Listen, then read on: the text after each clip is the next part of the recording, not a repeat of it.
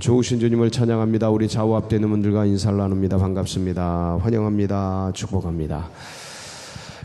오늘 또 한 주간 새벽 예배를 마무리 짓는 금요일 아침입니다.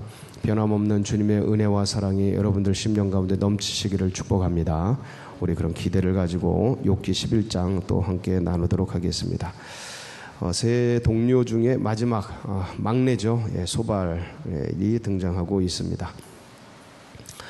어제까지 이제 욥이 자기의 결백을 하나님 앞에 그 탄식이죠.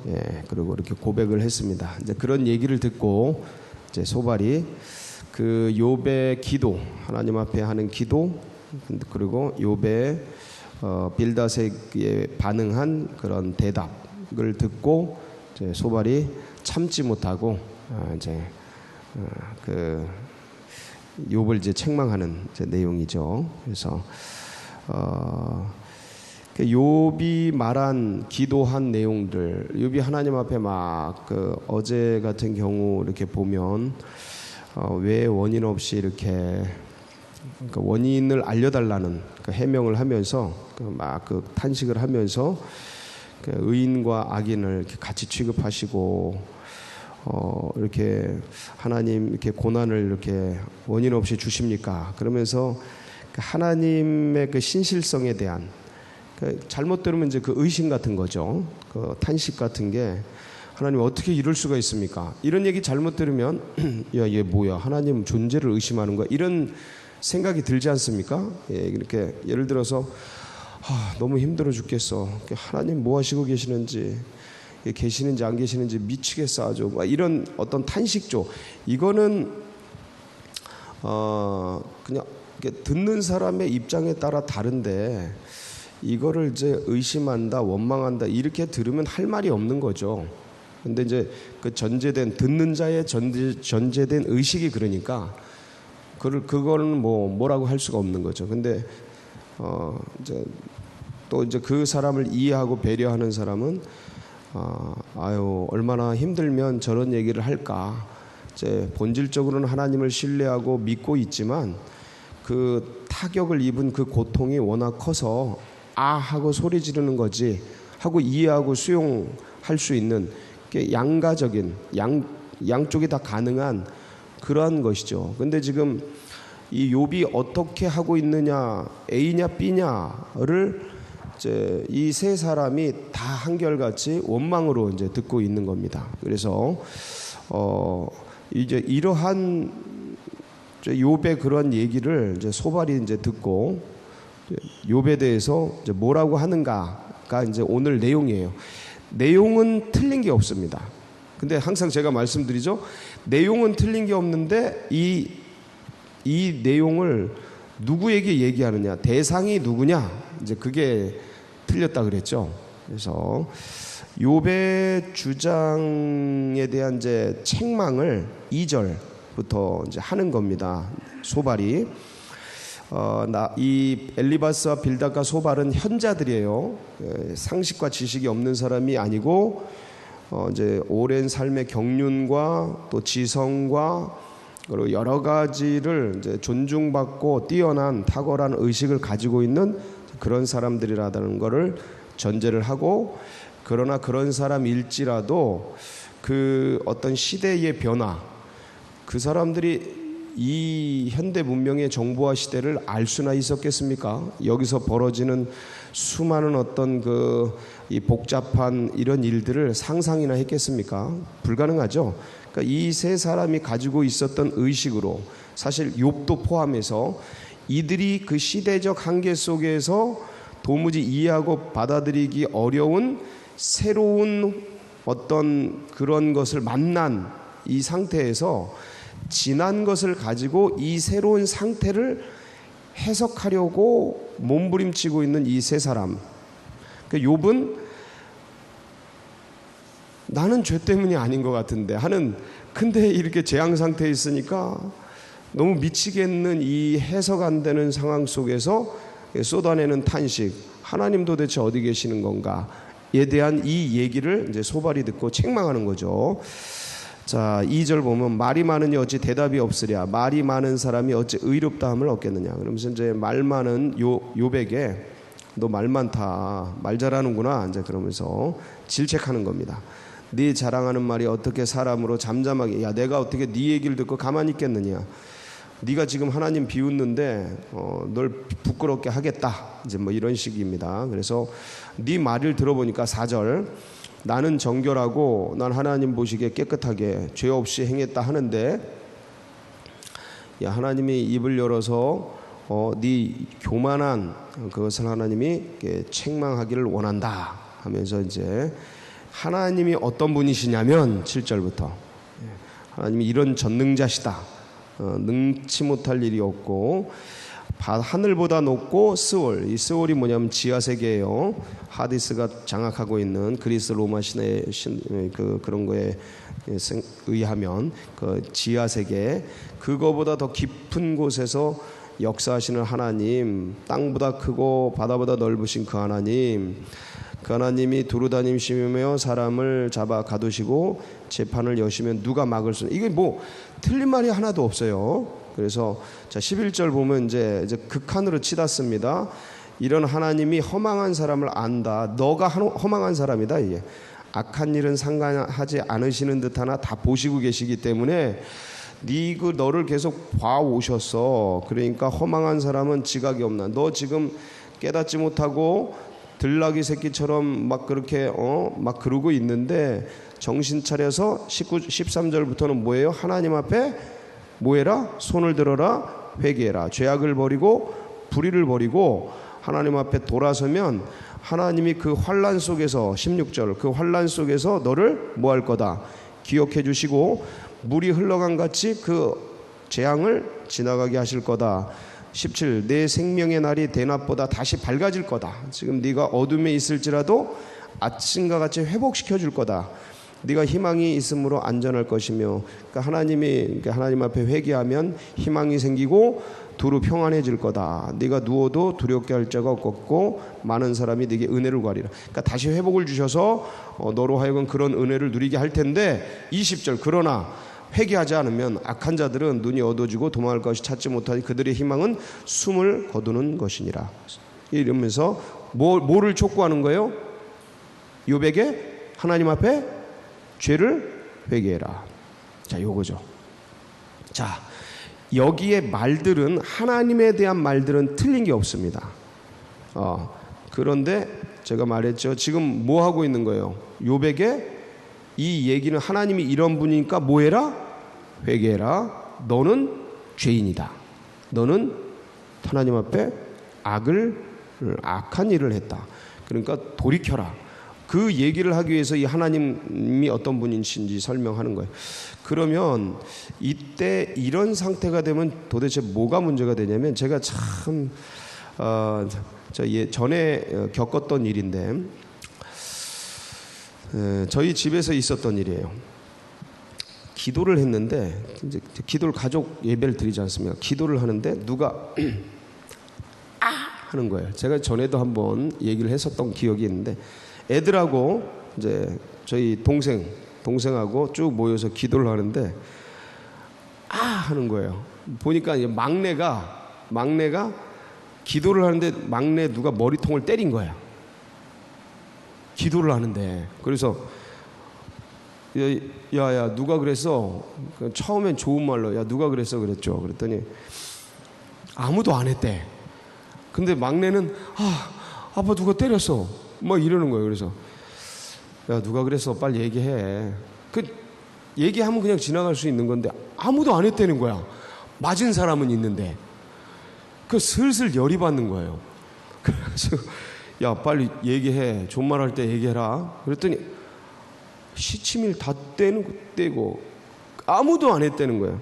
그때부터 머릿속에서 합리적인 의심이 들어가는 사람들, 지난 과거에 이런 짓을 했거나 아니면 이렇게 사춘기에 이르러서 뻥을 잘 치고 있는 그런 상태에 있는 사람들이 합리적으로 의심되기 시작한 거죠. 그래서 네가 그랬지? 아니에요. 네가 그랬지? 아니에요. 설마 제 동생, 나이든 40이 넘은 동생이 그 막내 조카 머리통을 기도하는데 때렸으리라고는 상상을 안 하고 두 딸을 합리적으로 의심하기 시작했죠. 근데 이것들이 눈을 부릅뜨고서 안 했다 그러는 거예요. 그러니까 더 열받는 거야. 그래가지고 결국은 애꿎은 애를 연락에 팼습니다. 제 확신을 가지고. 네가 그랬잖아. 너는 전에도 이런 경험이 있어. 너는 해놓고 안 했다고 지금 뻥치는 거야. 지금 뭐 하는 거예요? 전의 경험과 전에 그랬었기 때문에 지금도 그랬을 것이라는 확률적 어떤 합리적이지만 통계적이지만 그러나 전에 그 어떤 경험을 가지고 지금 네가 이 사건을 네가 벌인 당사자라는 그 나름대로의 추정치를 가지고 의심하고 너라고 지금 정죄하고 얘기를 막 아버지의 권위를 가지고 막 딸을 잡는 거죠. 그리고 연락이 팼어요. 어떻게 예배 드리는데 기도하는데 사람 머리를 때리고 그다음에 거짓말을 하느냐 해놓고 왜 안 했다고 하느냐 거짓말까지 죄까지 물어서 정죄를 해놓고 두둥겨 팬 거죠. 나중에 알고 봤더니 누가 그랬어요? 동생이 그런 거예요. 상상할 수 없었던 거죠. 요 사건이에요. 지금 욥이 소발은 엘리바스는 빌닷은 지금 저예요. 저 옛 사고를 가지고 지난 전통을 가지고 지난 인습을 가지고 지난 어떤 경험을 가지고 지금 합리적 의심과 상식적 의구심을 가지고 막 했다라고 주장하고 있는 거예요. 누굴 보고? 엄한 사람을 보고. 정작 누가 했어요? 딴 사람이 했는데 그냥 막 두둥겨 패는 거야. 언어를 말로 그냥 막 두둥겨 패는 거야. 죽어라고 패는 거야. 사건은 벌어졌으니까 재앙은 일어났으니까 그러니까 죽어라고 패는데 다른 사람인 거죠. 이 딸은 엄청난 타격을 입는 거예요. 그러니까 과거에 무슨 어떤 일을 했던 간에 지금 내가 안 했는데 지난 어떤 걸 가지고 그런 전제된 걸 가지고 있는 아빠가 그런 생각을 가지고 있다라는 것도 상처인데 그런 걸 다 기억하고 있다는 것도 상처고 압박인데 지금 이 일을 안 한 걸 했다고 막 그러고 거짓말 했다고 막 두둥겨 패고 이러니까 그 모든 게 뭐예요? 다 어마무시한 상처가 되는 거예요. 그 뒤로 얼마나 사과를 했는지 몰라. 지금도 기억나면 사과를 해요. 그리고 그때부터 큰 교훈을 얻은 거죠. 내가 합리적이라고 생각하는 그러한 모든 전제를 내려놓고 대화를 해야 된다. 아주 큰 교훈을 얻었어요. 그래서 내가 합리적이고 상식적이라고 생각하는 상대자방에게 그런 걸 내려놓고 대화를 해야 된다. 이런 큰 교훈을 얻었는데 지금 엘리바스와 빌닷과 소발이 틀린 말을 하는 게 아닌데 대상이 잘못됐기 때문에 전부가 다 틀린 거예요. 지금 제 딸에게 말한 모든 내용이 제가 말 자체는 틀린 게 없다니까. 사람은 거짓말하면 안 되고 이렇게 기도 시간에 이렇게 사람 머리를 때리면 안 되고 어떻게 하나님 앞에서 예배 드리는데 그럴 수가 있고 지금 틀린 말이 있어요 없어요? 근데 지금 누구에게 하는 거예요?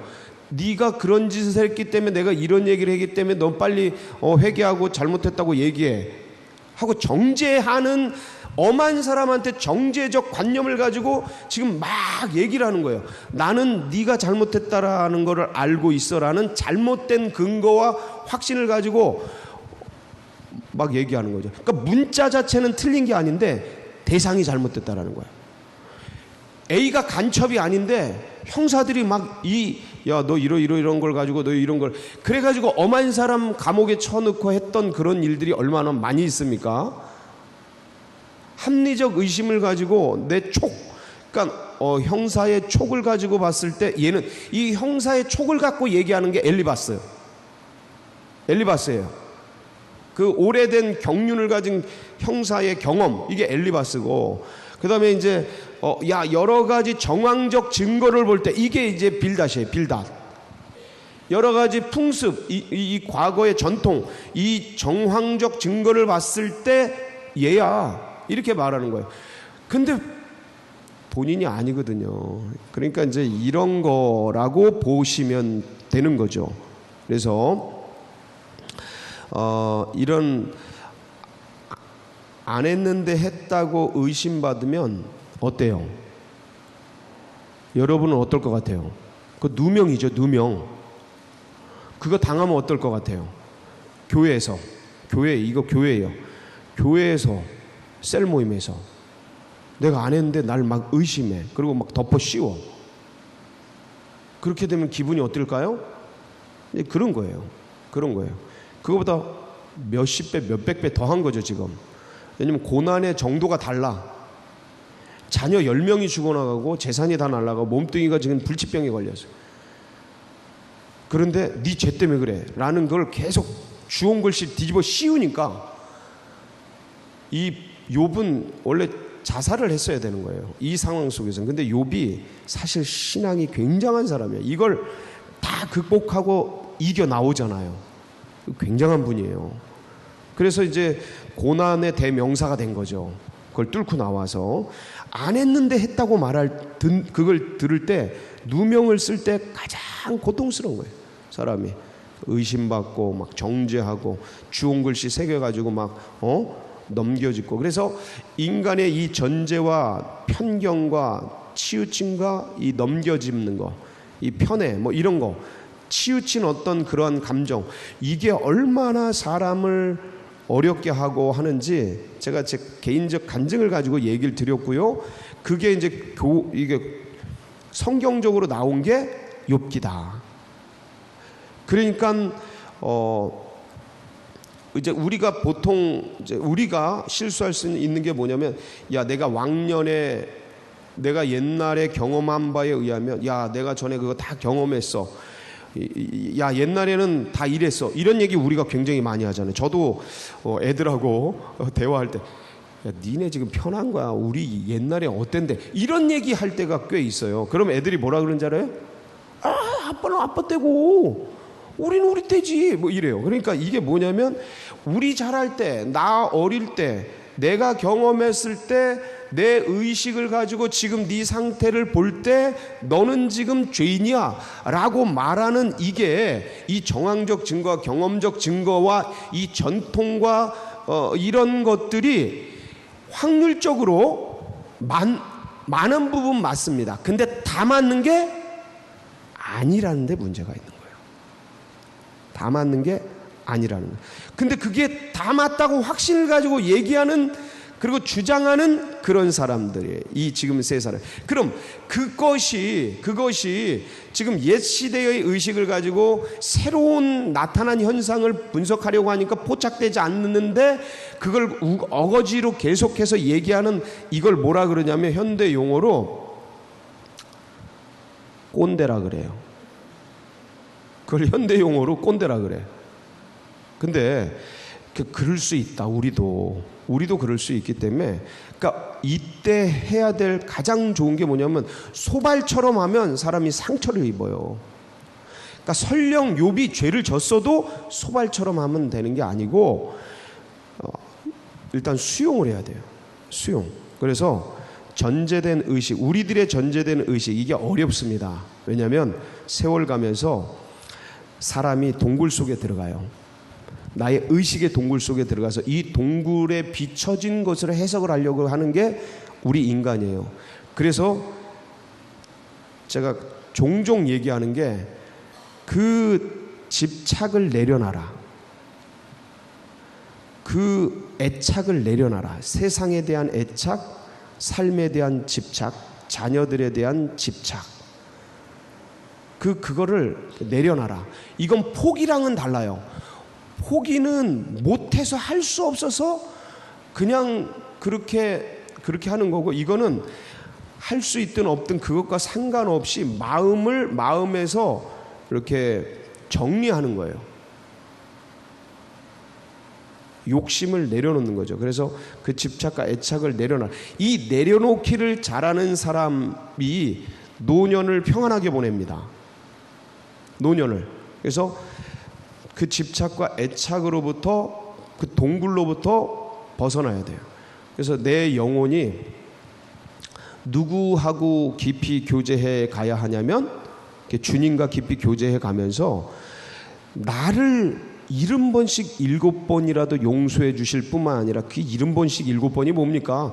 수만 번의 그 죄를, 똑같은 죄를 일평생 속에서 짓고 있는 그런 나임에도 불구하고 나를 끌어안아 주신 예수 그리스도, 이 십자가에서 나를 끌어안아 주신 그 예수 그리스도를 조금이라도 닮아가려고 몸부림치면서, 이제 내가 그렇게 수용됐는데 주님 앞에 누구, 내 자녀면 더 수용해야 되고 지인이면 더 수용해야 되는데, 내가 가지고 있는 알량한 사회적인 경험과 학습된 그 어떤 비좁은 그 좁아터진 지성이나 경험을 가지고 그걸 그렇게 판단하고, 그걸 그렇게 정죄하고, 그걸 그렇게 때려잡지 못해서 그래야 속 시원한가 내가.